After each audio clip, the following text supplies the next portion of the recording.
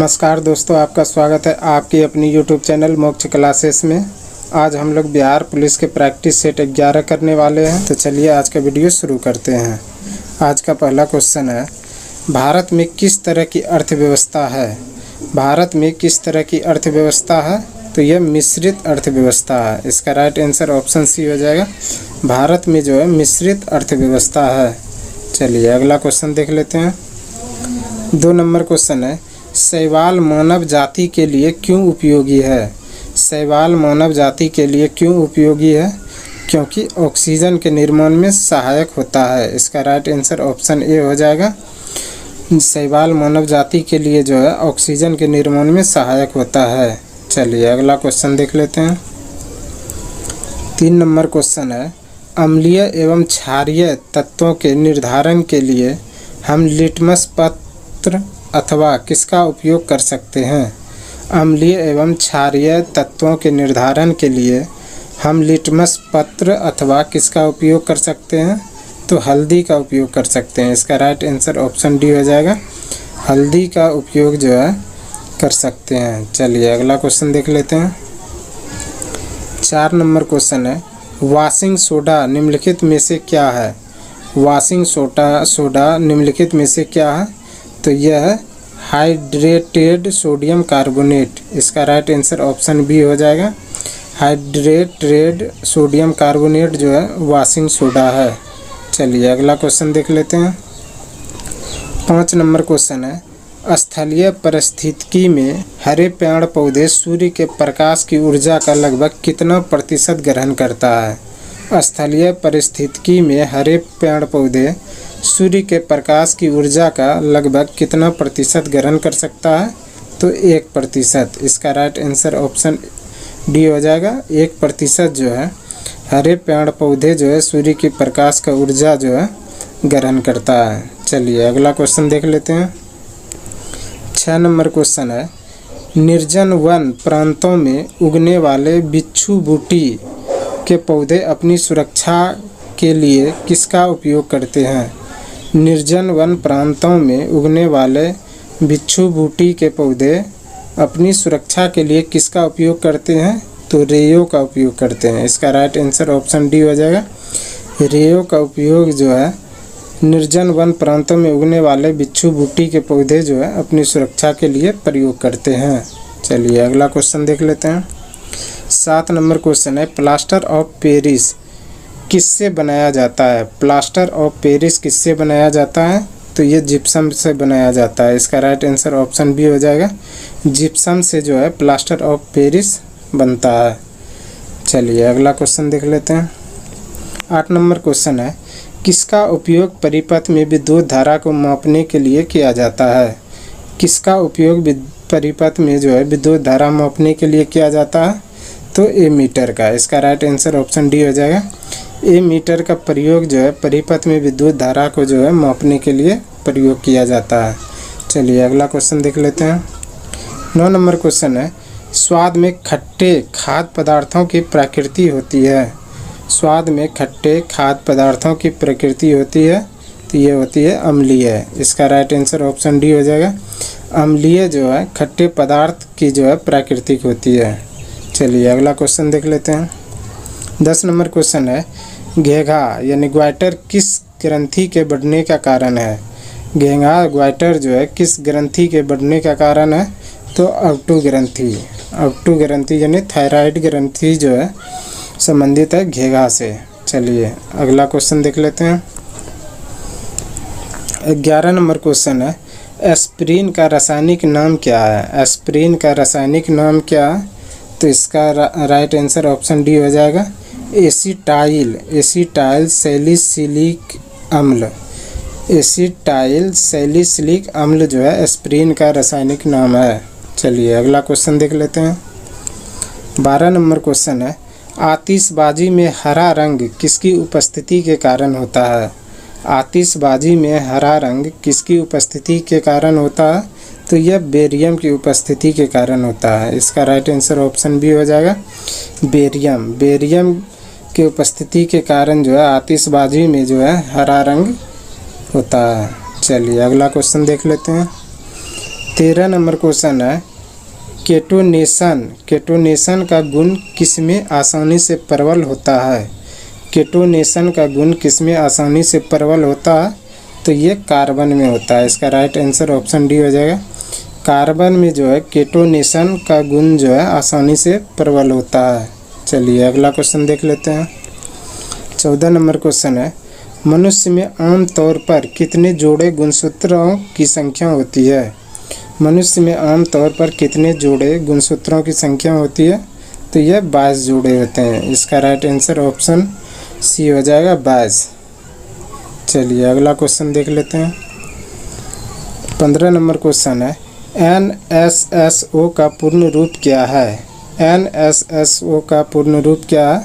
तो इसका right answer option B हो जाएगा, नेशनल सैंपल सर्वे ऑफिस। इसका राइट आंसर बी हो जाएगा, नेशनल सैंपल सर्वे ऑफिस जो है NSSO का पूर्ण रूप है। चलिए अगला क्वेश्चन देख लेते हैं। 16 नंबर क्वेश्चन है, दशहरा के समय दुर्गा पूजा के लिए पश्चिम बंगाल में किया जाने वाला नृत्य कौन सा है? दशहरा के समय दुर्गा पूजा के लिए पश्चिम बंगाल में किए जाने वाला नृत्य कौन सा है? तो धुनाची। इसका राइट आंसर ऑप्शन डी हो जाएगा। धुनाची जो है दशहरा के समय दुर्गा पूजा के लिए पश्चिम बंगाल में किए जाने वाला एक प्रमुख नृत्य है। चलिए अगला क्वेश्चन देख लेते हैं। 17 नंबर क्वेश्चन है, 22 दिसंबर को किस रूप में मनाया जाता है? 22 दिसंबर को किस रूप में मनाया जाता है? तो ये राष्ट्रीय गणित दिवस के रूप में। इसका राइट आंसर ऑप्शन सी हो जाएगा। राष्ट्रीय गणित दिवस जो है 22 दिसंबर को मनाया जाता है। चलिए अगला क्वेश्चन देख लेते हैं। 18 नंबर क्वेश्चन है, भारत संघ के प्रतिरक्षा बलों का सर्वोच्च समादेश किसमें निहित होता है? भारतीय संघ के प्रतिरक्षा बलों का सर्वोच्च समादेश किसमें निहित होता है? तो यह राष्ट्रपति में होता है। इसका राइट आंसर ऑप्शन डी हो जाए। भारत संघ के प्रतिरक्षा बलों का सर्वोच्च समादेश राष्ट्रपति में होता है। चलिए अगला क्वेश्चन देख लेते हैं। 19 नंबर क्वेश्चन है, भारत के संविधान में आरंभ के समय कितने अनुच्छेद थे? भारत के संविधान में आरंभ के समय में कितने अनुच्छेद थे? तो 395 थे। इसका राइट आंसर ऑप्शन बी हो जाएगा। 395 जो है भारत के संविधान के आरंभ के समय अनुच्छेद थे। चलिए अगला क्वेश्चन देख लेते हैं। 20 नंबर क्वेश्चन है, द्वितीय गोलमेज सम्मेलन कब हुआ था? द्वितीय गोलमेज सम्मेलन कब हुआ था? तो ये हुआ था दिसंबर 1931 में। इसका राइट आंसर ऑप्शन ए हो जाएगा। दिसंबर 1931 में जो है द्वितीय गोलमेज सम्मेलन हुआ था। चलिए अगला क्वेश्चन देख लेते हैं। 21 नंबर क्वेश्चन है, मयूर नृत्य या पीकॉक डांस किस राज्य के ब्रज क्षेत्र से संबंध रखता है? मयूर नृत्य या पीकॉक डांस किस राज्य के ब्रज क्षेत्र से संबंध रखता है? तो ये रखता है उत्तर प्रदेश से। इसका राइट आंसर ऑप्शन ए हो जाएगा। उत्तर प्रदेश से जो है मयूर नृत्य या पीकॉक डांस जो है संबंध रखता है। चलिए अगला क्वेश्चन देख लेते हैं। 22 नंबर क्वेश्चन, कौन सा राज्य मूंगफली का प्रमुख उत्पादक है? कौन सा राज्य मूंगफली का प्रमुख उत्पादक है? तो इसका राइट आंसर ऑप्शन बी हो जाएगा, गुजरात। गुजरात राज्य जो है मूंगफली का जो है प्रमुख उत्पादक राज्य है। चलिए अगला क्वेश्चन देख लेते हैं। विश्व प्रसिद्ध फूलों की घाटी उत्तराखंड के किस स्थान पर स्थित है? विश्व प्रसिद्ध फूलों की घाटी उत्तराखंड के किस स्थान पर स्थित है? तो यह चमोली में स्थित है। उत्तराखंड के चमोली में जो है फूलों की घाटी स्थित है। चलिए अगला क्वेश्चन देख लेते हैं। 24 नंबर क्वेश्चन है, धुआंधार जलप्रपात किस नदी पर स्थित है? धुआंधार जलप्रपात किस नदी पर स्थित है? तो यह नर्मदा नदी पर स्थित है। इसका राइट आंसर ऑप्शन बी हो जाएगा। नर्मदा नदी पर जो है धुआंधार जलप्रपात स्थित है। चलिए अगला क्वेश्चन देख लेते हैं। आज का लास्ट क्वेश्चन है, नाथुला दर्रा भारत को किससे जोड़ता है? नाथुला दर्रा जो है भारत को किससे जोड़ता है? तो ये जोड़ता है चीन से। इसका राइट आंसर ऑप्शन ए हो जाएगा। चीन से जो है नाथुला दर्रा भारत को जोड़ता है। आज हम लोग बिहार पुलिस के प्रैक्टिस सेट 12 करने वाले हैं। आज का पहला क्वेश्चन है, भारतीय राष्ट्रीय तिरंगा में अशोक चक्र में कितनी तिल्लियां हैं? भारतीय राष्ट्रीय तिरंगा के अशोक चक्र में कितनी तिल्लियां हैं? तो यह 24 तिल्लियां हैं। इसका राइट आंसर ऑप्शन सी हो जाएगा 24। 24 जो है भारतीय राष्ट्रीय तिरंगा के अशोक चक्र में जो है तिल्लियां की संख्या है। चलिए अगला क्वेश्चन देख लेते हैं। 2 नंबर क्वेश्चन है, भारत में 12वीं पंचवर्षीय योजना की अवधि कब से कब तक थी? भारत में 12वीं पंचवर्षीय योजना की अवधि कब से कब तक थी?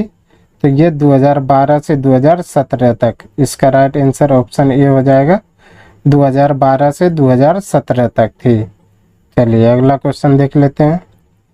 3 नंबर क्वेश्चन है, हर्षवर्धन का शासनकाल लगभग कितने वर्ष तक थी?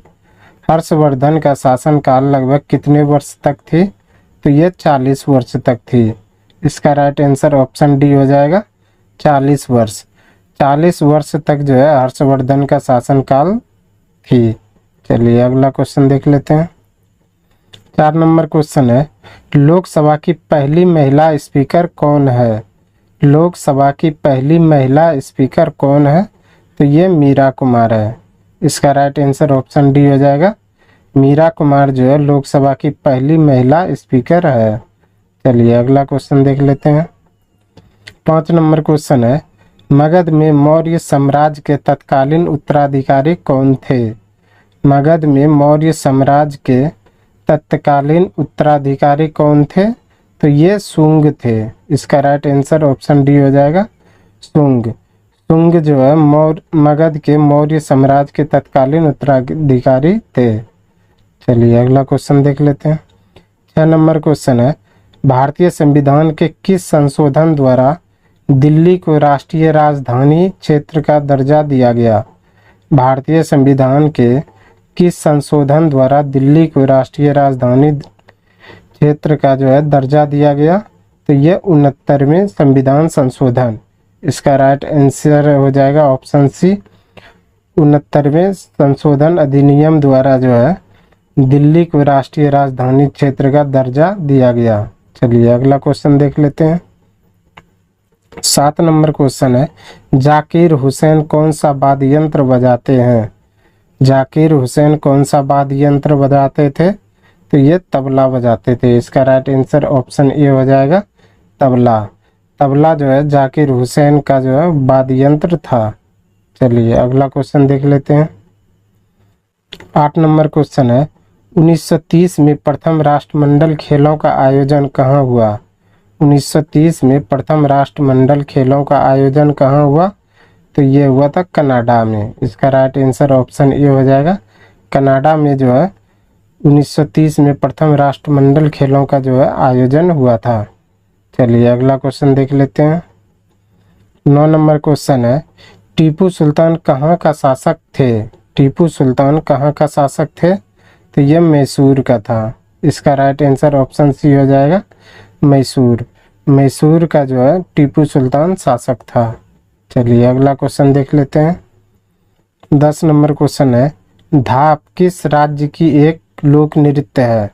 धाप किस राज्य की एक लोक नृत्य है? तो ये उड़ीसा की है। इसका राइट आंसर ऑप्शन बी हो जाएगा उड़ीसा का जो है धाप एक राज्य की एक लोक नृत्य है। चलिए अगला क्वेश्चन देख लेते हैं। 11 नंबर क्वेश्चन है, महात्मा गांधी ने असहयोग आंदोलन कब शुरू किया था? महात्मा गांधी ने असहयोग आंदोलन कब शुरू किया था?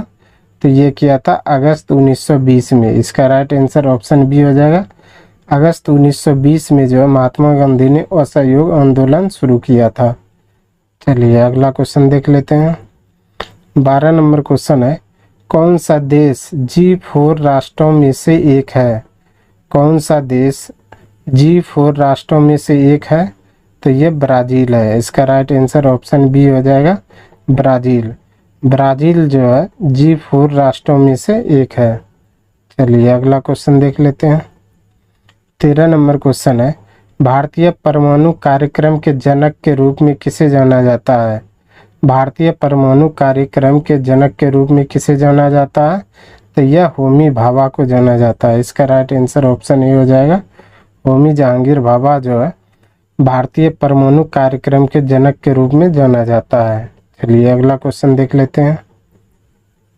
14 नंबर क्वेश्चन है, अंडे को सिरके के विलयन में से 20 से 24 घंटे तक रखने पर क्या होगा। अंडे को सिरके के विलयन में 20 से 24 घंटे तक रखने पर क्या होगा। तो ये अंडे का आवरण जो है घुल जाएगा। इसका राइट आंसर ऑप्शन सी हो जाएगा। अंडे का आवरण जो है घुल जाएगा जब अंडे को सिरके के विलयन में 20 से 24 घंटा तक रखा जाएगा। तो चलिए अगला क्वेश्चन देख लेते हैं। 15 नंबर क्वेश्चन है, पालक में प्राकृतिक उत्पाद के रूप में एसिड का उच्च प्रतिशत किसके द्वारा होता है। पालक में प्राकृतिक उत्पाद के रूप में एसिड का उच्च प्रतिशत किसके द्वारा होता है। तो यह होता है ऑक्जेलिक अम्ल के द्वारा। इसका राइट आंसर ऑप्शन डी हो जाएगा। ऑक्जेलिक अम्ल के द्वारा जो है पालक में प्राकृतिक उत्पाद के रूप में एसिड का जो है उच्च प्रतिशत होता है। चलिए अगला क्वेश्चन देख लेते हैं। 16 नंबर क्वेश्चन है, कौन सा अभ्यारण्य भारत में एशियाई शेर का घर है। कौन सा अभ्यारण्य भारत में एशियाई शेर का घर है। तो गिर वन राष्ट्रीय पार्क। इसका राइट आंसर ऑप्शन ए हो जाएगा। गिर वन राष्ट्रीय पार्क जो है भारत में एशियाई शेर का घर है।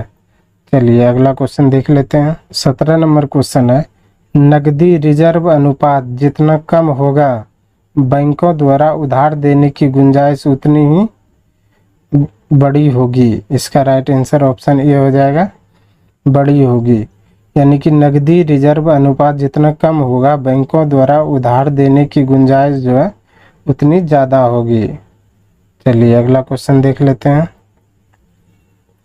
18 नंबर क्वेश्चन है, भाषाई आधार पर राज्यों के निर्माण के लिए बने प्रथम राज्य पुनर्गठन आयोग के चेयरमैन कौन थे। भाषाई आधार पर राज्यों के निर्माण के लिए बने प्रथम राज्य पुनर्गठन आयोग का चेयरमैन कौन था। तो ये था सैयद फजल अली। इसका राइट आंसर ऑप्शन ए हो जाएगा। सैयद फजल अली जो है भाषाई आधार पर राज्यों के निर्माण के लिए जो है प्रथम राज्य पुनर्गठन आयोग का चेयरमैन था। चलिए अगला क्वेश्चन देख लेते हैं। 19 नंबर क्वेश्चन है, भारत के गवर्नर जनरल को अध्यादेश जारी करने का अधिकार किस अधिनियम द्वारा प्रदान किया गया। भारत के गवर्नर जनरल को अध्यादेश जारी करने का अधिकार किस अधिनियम द्वारा प्रदान किया गया। तो यह किया गया था भारतीय परिषद अधिनियम 1861 के द्वारा। इसका राइट आंसर ऑप्शन बी हो जाएगा।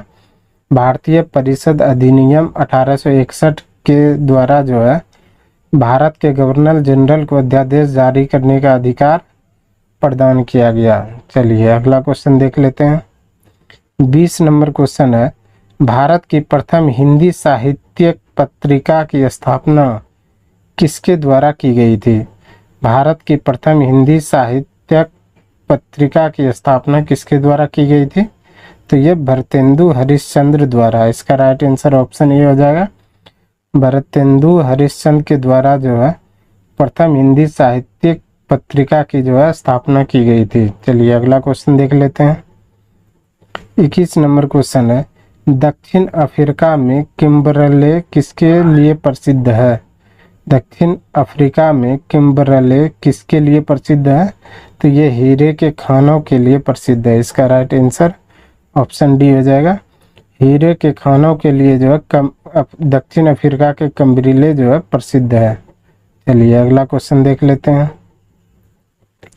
22 नंबर क्वेश्चन है, निम्नलिखित में से बौद्ध का समकालीन कौन था। निम्नलिखित में से बुद्ध का समकालीन कौन था। तो ये था कंफ्यूशियस। इसका राइट आंसर ऑप्शन बी हो जाएगा।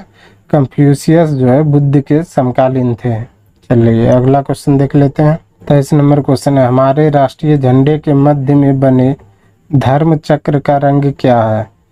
हमारे राष्ट्रीय झंडे के मध्य में बने धर्म चक्र का रंग क्या है। तो यह नेवी ब्लू है। इसका राइट आंसर ऑप्शन सी हो जाएगा, नेवी ब्लू। नेवी ब्लू जो है हमारे राष्ट्रीय झंडे के मध्य में बने धर्म चक्र का रंग होता है। चलिए अगला क्वेश्चन देख लेते हैं।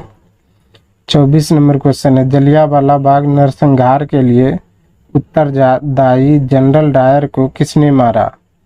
जलियांवाला बाग नरसंहार के लिए उत्तरदायी जनरल डायर को किसने मारा। तो ये उधम सिंह ने मारा था। इसका राइट आंसर ऑप्शन डी हो जाएगा, उधम सिंह। उधम सिंह ने जो है जलियांवाला बाग नरसंहार के लिए जो है जनरल डायर को जो है मारा था। चलिए अगला क्वेश्चन देख लेते हैं। 25 नंबर क्वेश्चन है, भारत के किस क्षेत्र में चूड़ी उद्योग स्थापित है? भारत के किस क्षेत्र में चूड़ी उद्योग स्थापित है? तो ये इसका राइट आंसर ऑप्शन ए हो जाएगा, फिरोजाबाद में। इसका राइट आंसर ऑप्शन ए हो जाएगा, फिरोजाबाद में जो है चूड़ी उद्योग स्थापित है। आज हम लोग बिहार पुलिस के प्रैक्टिस सेट 13 करने वाले हैं। आज का पहला क्वेश्चन है, पक्षियों के अध्ययन के विज्ञान को क्या कहते हैं? पक्षियों के अध्ययन के विज्ञान को क्या कहते हैं? तो ये कहते हैं अनिथियोलॉजी। इसका राइट आंसर ऑप्शन बी हो जाएगा, अनिथियोलॉजी जो है पक्षियों के अध्ययन को कहते हैं। चलिए अगला क्वेश्चन देख लेते हैं। 2 नंबर क्वेश्चन है, प्रसिद्ध बिग बैंग थ्योरी किस सिद्धांत पर आधारित है? प्रसिद्ध बिग बैंग थ्योरी किस सिद्धांत पर आधारित है? तो ये डॉपलर प्रभाव पर आधारित है। इसका राइट आंसर ऑप्शन बी हो जाएगा, डॉपलर प्रभाव पर जो है बिग बैंग थ्योरी सिद्धांत आधारित है। चलिए अगला क्वेश्चन देख लेते हैं। 3 नंबर क्वेश्चन है, भारत की जनसंख्या वृद्धि को किस रूप में विशिष्टीकृत किया गया है? भारत की जनसंख्या वृद्धि को किस रूप में विशिष्टीकृत किया गया है? तो ये किया गया है बच्चों व वृद्धों की संख्या में वृद्धि। इसका राइट आंसर ऑप्शन डी हो जाएगा, बच्चों व वृद्धों की संख्या में वृद्धि को जो है जनसंख्या वृद्धि को जो है विशिष्टीकृत किया गया है। चलिए अगला क्वेश्चन देख लेते हैं।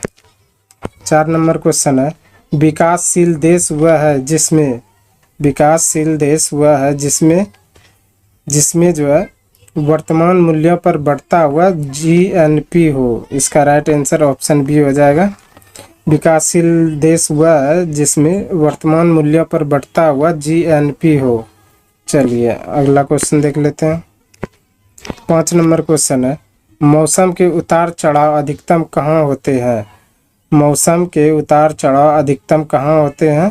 तो ये होता है निम्न अक्षांशों पर। इसका राइट आंसर ऑप्शन ए हो जाएगा, निम्न अक्षांशों पर जो है मौसम के उतार चढ़ाव जो है होते हैं। चलिए अगला क्वेश्चन देख लेते हैं। 6 नंबर क्वेश्चन है, आईने ए अकबरी में किस प्रकार की सूचनाएं हैं? आईने ए अकबरी में किस प्रकार की सूचनाएं हैं? तो ये अकबर की शासन प्रणाली पर प्रकाश डालता है। इसका राइट आंसर ऑप्शन ए हो जाएगा, अकबर ए आईनी में जो है अकबर की शासन प्रणाली पर जो है प्रकाश डालता है, यानी कि अकबर के जो है शासन काल को जो है दर्शाया गया है। चलिए अगला क्वेश्चन देख लेते हैं। 7 नंबर क्वेश्चन है, हिमालय पर्वत श्रेणी की सर्वाधिक ऊंचाई पर स्थित दर्रा है। हिमालय पर्वत श्रेणी के सर्वाधिक ऊंचाई पर स्थित दर्रा है, तो वह दर्रा है काराकोरम। इसका राइट आंसर ऑप्शन सी हो जाएगा, काराकोरम जो है हिमालय पर्वत श्रेणी के जो है सर्वाधिक ऊंचाई पर स्थित दर्रा है। चलिए अगला क्वेश्चन देख लेते हैं। 8 नंबर क्वेश्चन है, गौतम बुद्ध द्वारा भिक्षुनु संघ की स्थापना कहाँ की गई थी? गौतम बुद्ध द्वारा भिक्षुनु संघ की स्थापना कहाँ की गई थी? तो ये की गई थी वैशाली में। इसका राइट आंसर ऑप्शन सी हो जाएगा, वैशाली में जो है गौतम बुद्ध द्वारा भिक्षुनु संघ की स्थापना की गई थी। चलिए अगला क्वेश्चन देख लेते हैं। 9 नंबर क्वेश्चन है, भारत के उत्तर दक्षिण तथा पूर्व पश्चिम गलियारे कहाँ पर मिलते हैं? भारत के उत्तर दक्षिण तथा पूर्व पश्चिम गलियारे कहाँ पर मिलते हैं? तो ये मिलते हैं झांसी में। इसका राइट आंसर ऑप्शन डी हो जाएगा, झांसी में जो है उत्तर दक्षिण और जो है पूर्व पश्चिम गलियारे मिलते हैं। चलिए अगला क्वेश्चन देख लेते हैं। 10 नंबर क्वेश्चन है, भारत में पंचवर्षीय योजना का अनुमोदन करने वाला सर्वोच्च निकाय कौन सा है?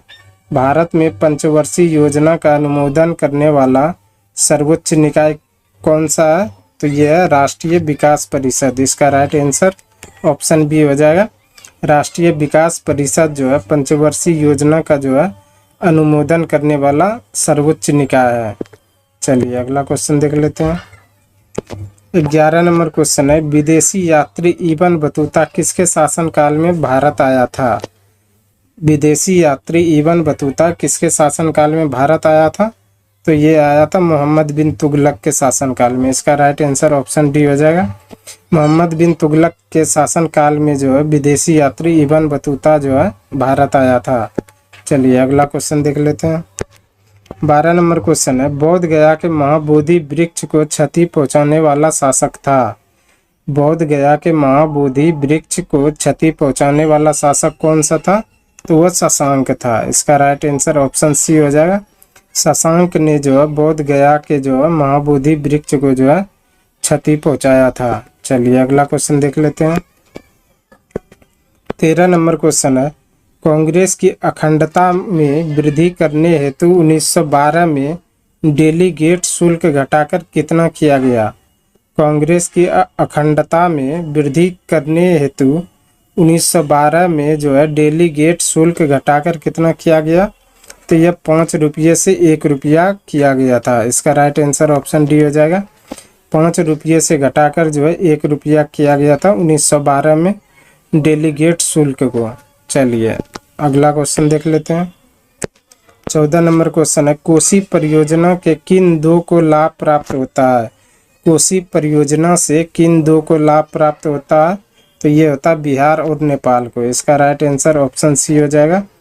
कोसी परियोजना से जो बिहार और नेपाल को जो है लाभ प्राप्त होता है। चलिए अगला क्वेश्चन देख लेते हैं। 15 नंबर क्वेश्चन है, अम्लीय वर्षा इसके फलस्वरूप है। अम्लीय वर्षा इसके फलस्वरूप है। इसका राइट आंसर ऑप्शन सी हो जाएगा। SO2 और NO की अत्यधिक मात्रा में जो है होने के कारण जो है अम्लीय वर्षा होता है। चलिए अगला क्वेश्चन देख लेते हैं। 16 नंबर क्वेश्चन, निकट दृष्टि दूर करने के लिए प्रयोग करना चाहिए। निकट दृष्टि दूर करने के लिए प्रयोग करना चाहिए, तो ये करना चाहिए अपसारी लेंस का। इसका राइट आंसर ऑप्शन बी हो जाएगा। अपसारी लेंस का जो है प्रयोग निकट दृष्टि को दूर करने के लिए किया जाता है। चलिए अगला क्वेश्चन देख लेते हैं। 17 नंबर क्वेश्चन है, प्रत्यावर्ती धारा को दृष्ट धारा में परिवर्तित करने वाली यंत्र को कहते हैं। प्रत्यावर्ती धारा को जो है दृष्ट धारा में जो है परिवर्तित करने वाली यंत्र को क्या कहते हैं? तो ये क्या कहते हैं? रेक्टिफायर। इसका राइट आंसर ऑप्शन बी हो जाएगा। रेक्टिफायर जो है AC को जो है DC में परिवर्तित करता है। AC को जो है DC में परिवर्तित करता है कौन? रेक्टिफायर। चलिए अगला क्वेश्चन देख लेते हैं। 18 नंबर क्वेश्चन है, कौन सा ईंधन जलाए जाने पर न्यूनतम प्रदूषण का कारण बनता है? कौन सा ईंधन जलाए जाने पर न्यूनतम प्रदूषण का कारण बनता है? तो यह प्राकृतिक गैस हो जाएगा। इसका राइट आंसर ऑप्शन डी हो जाएगा। प्राकृतिक गैस जो है जलाए जाने पर जो है न्यूनतम प्रदूषण निकलता है। चलिए अगला क्वेश्चन देख लेते हैं। 19 नंबर क्वेश्चन है, वह धातु जो अत्यंत अभिक्रियाशील है। वह धातु जो अत्यंत अभिक्रियाशील है वह एल्युमिनियम। इसका राइट आंसर डी हो जाएगा। Al। वह धातु जो अत्यंत अभिक्रियाशील है वह एल्युमिनियम। चलिए अगला क्वेश्चन देख लेते हैं। 20 नंबर क्वेश्चन है, मैग्नीशियम को हवा में जलाना किसके कारण होता है? मैग्नीशियम को हवा में जलाना किसके कारण होता है? तो यह रासायनिक परिवर्तन के कारण। इसका राइट आंसर ऑप्शन बी हो जाएगा।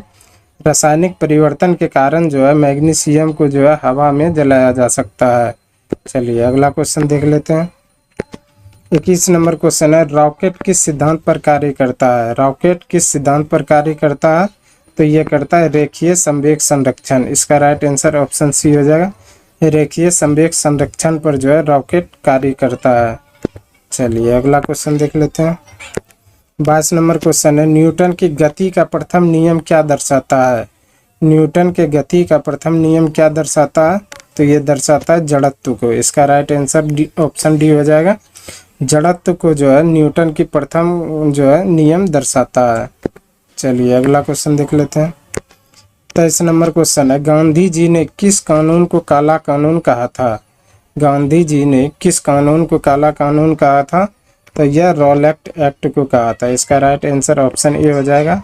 रॉलेट एक्ट को जो है गांधी जी ने काला कानून कहा था और यह जो है 1919 में जो है लाया गया था। चलिए अगला क्वेश्चन देख लेते हैं। 24 नंबर क्वेश्चन है, बच्चा मनुष्य का पिता होता है, यह किसकी कृति है? बच्चा मनुष्य का पिता होता है, यह किसकी कृति है? तो इसका राइट आंसर ऑप्शन बी हो जाएगा, बी बट्सवत की।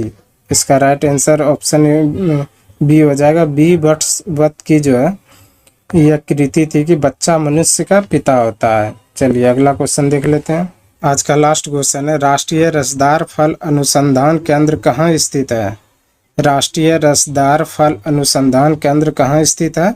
तो यह नागपुर में स्थित है। इसका राइट आंसर ऑप्शन बी हो जाएगा, नागपुर में जो है राष्ट्रीय रसदार फल अनुसंधान केंद्र स्थित है। आज के लिए बस इतना ही। हमें उम्मीद है कि ये वीडियो आपको पसंद आया होगा। पसंद आया है तो वीडियो को लाइक, कमेंट, शेयर और चैनल को सब्सक्राइब जरूर करें। बिहार पुलिस की तैयारी करने के लिए जो है हमारे चैनल के साथ जुड़े रहें। धन्यवाद।